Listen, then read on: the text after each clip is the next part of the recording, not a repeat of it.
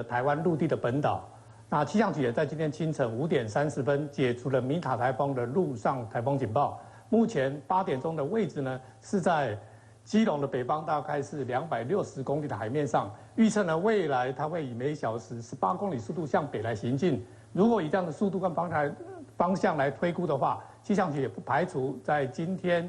11点30分解除米塔台风的海上台风警报。另外一提的是，这个台风离开台湾地区之后呢，预计在明天的晚上之后，它的中心呢就有可能在南韩这个地方来登陆，所以提醒了未来有到韩国这个地方的民众也要特别注意航班的一些问题。那至于台湾地区的整个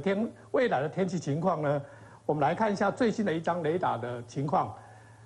米塔台风的环流主要都已经慢慢的离开台湾地区，不过台湾地区还有一些外围云系影响到中部以北地区的天气。好，目前在中部以北地区，特别在山区的部分，还是有一些下雨的情况。不过未来呢，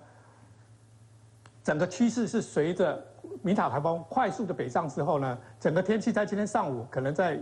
山区的部分，特别北部地方还有下雨的情况。到了今天中午过后，其实台湾地区的整个天候状况是明显的在好转当中。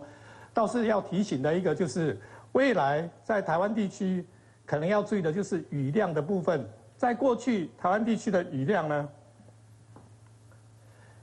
在米塔台风影响台湾过去这2、3天带来台湾地区的雨量呢，可以看到紫色跟白色这一块就是明显雨量超过300毫米以上的这种雨量。那特别是在宜兰地区，甚至在新北跟桃园的山区，这里的过去这2、3天。雨量多，这土壤的水的含氧量含水量是相当的高，所以这里要提醒，即使台风今天有可能解除警报，但是台湾地区的